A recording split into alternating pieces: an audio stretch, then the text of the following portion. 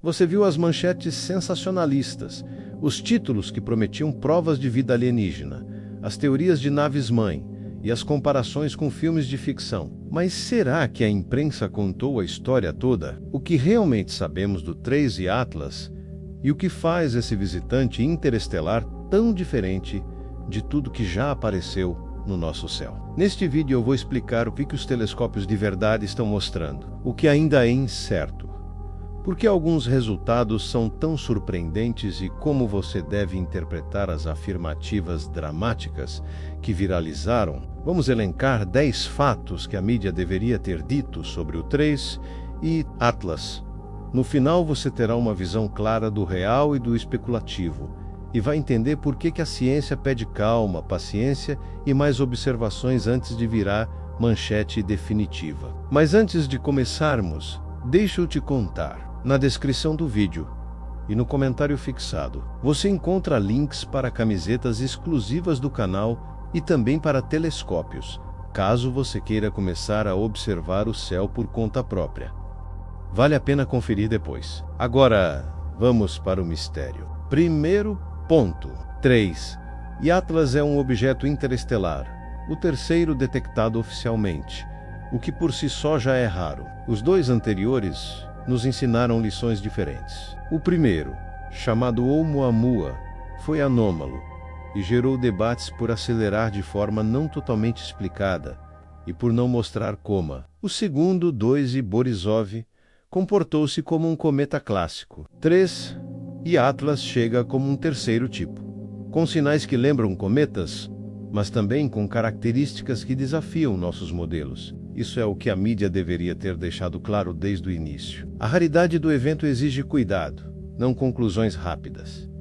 Segundo ponto, o que os observatórios realmente mediram não foi apenas um telescópio, e sim uma campanha coordenada em várias faixas do espectro. O telescópio espacial James Webb observou assinaturas no infravermelho que indicam uma coma dominada por dióxido de carbono, com uma razão CO2 para a água muito acima do esperado. A missão SPHEREX mapeou essa coma e demonstrou que a emissão de CO2 se estende por centenas de milhares de quilômetros, algo imenso. O Very Large Telescope no Chile e outros instrumentos fizeram medidas de polarização da luz e relatam um comportamento polarimétrico extremamente incomum. Em conjunto, esses dados não se encaixam perfeitamente no padrão clássico de cometa do nosso sistema solar. A imprensa deveria ter explicado o que cada instrumento vê e por que várias observações convergentes são mais importantes do que um único vídeo viral.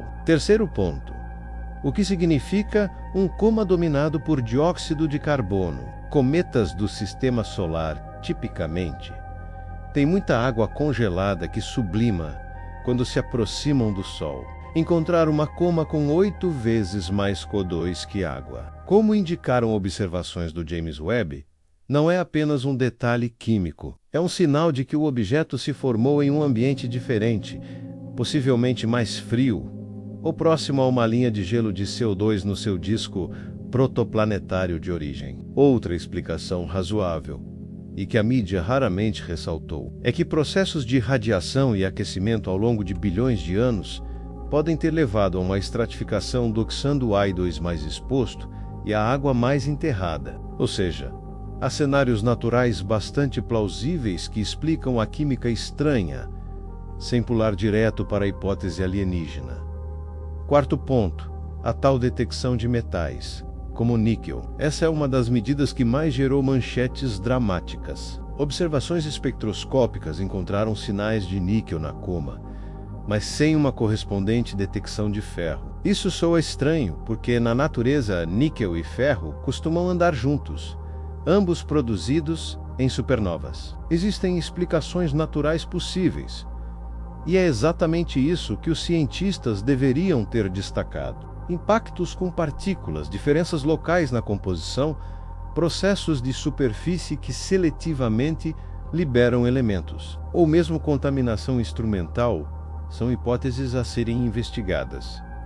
Um metal isolado não é prova de manufatura. A mídia deveria ter lembrado que detectar um elemento e interpretar sua origem. São duas etapas distintas e que a comunidade científica está trabalhando nelas, com cautela. Quinto ponto: a polarização da luz e a aparência. Estudos de polarimetria mostraram um comportamento muito diferente do observado em cometas correntes. A polarização nos diz como a luz é espalhada por partículas e superfícies, e um padrão atípico indica partículas e estruturas não usuais na coma ou na superfície do núcleo. Isso é fascinante, e a imprensa deveria ter transformado isso em explicação, não em alarmismo. Em termos simples, polarização estranha significa que as partículas de poeira podem ter formatos, tamanhos e composições incomuns. Isso aponta para uma história de formação distinta,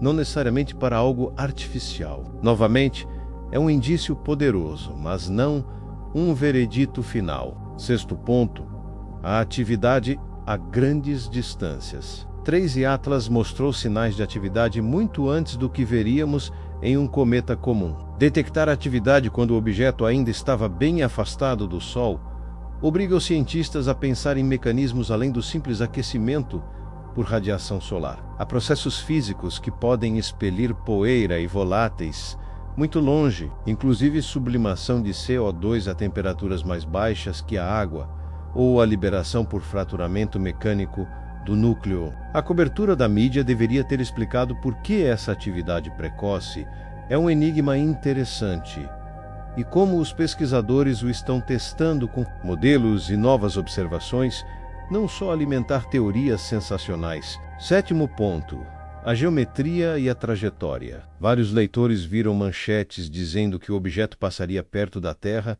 ou que poderia lançar sondas para Vênus, Marte e Júpiter. É preciso traduzir.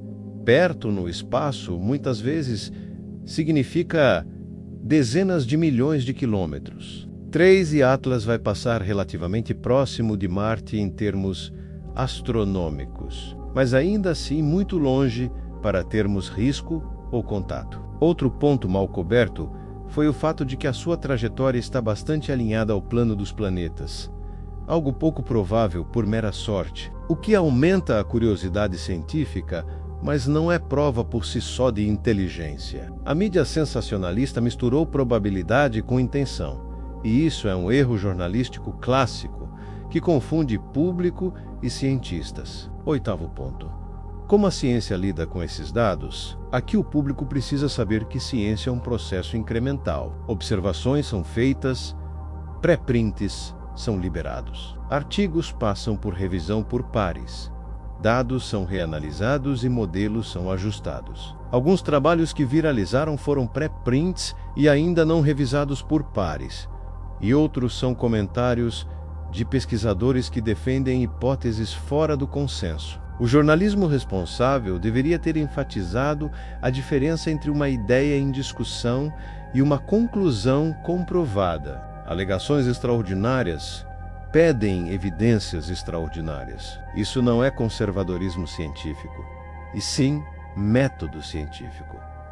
Nono ponto: por que continuar observando importa? Cada nova medição em comprimentos de onda diferentes ajuda a montar o quebra-cabeça. Se a quantidade de água aumentar conforme o objeto se aproxima do Sol, isso favorece uma explicação cometária natural. Se aparecerem sinais de aceleração não gravitacional que não possam ser explicados por jatos de gás, isso reabre o debate sobre outras forças em jogo. Imagens de maior resolução, por exemplo as que podem ser feitas por orbitadores em Marte, vão nos dizer se existe um núcleo sólido com forma regular ou uma nuvem de fragmentos. O jornalismo deveria ter mostrado o roteiro observacional que a comunidade segue, o calendário das janelas de observação e o que cada medição promete elucidar. 10º ponto: o efeito que tudo isso tem sobre a sociedade. Manchetes sobre naves alienígenas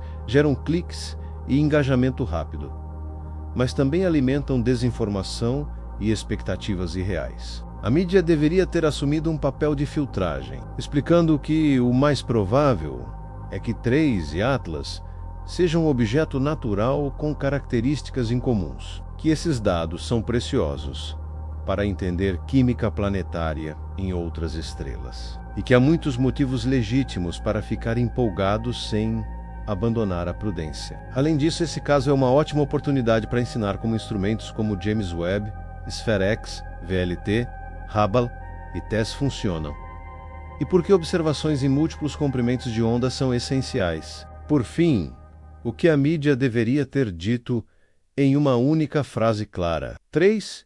E Atlas é um visitante interestelar raro e fascinante, que desafia nossas categorias. Mostra química e comportamento incomuns, e por enquanto é um ótimo motivo para acelerar a ciência, e não para proclamar conclusões. O mais sensacional sobre esse objeto é justamente a oportunidade que ele oferece para aprender como discos. Protoplanetários fora do nosso sistema formam corpos pequenos, e como a diversidade de processos no universo pode ser muito maior do que supomos. Se você quer acompanhar os próximos capítulos dessa história, fique de olho nas próximas janelas observacionais. Em outubro 3, Atlas passa pelo periélio e por uma aproximação relativa de Marte. Depois, reaparece em dezembro e continuará a ser estudado por meses. Esses momentos vão dizer muito sobre a sua verdadeira natureza. E lembre-se, ficar curioso é ótimo.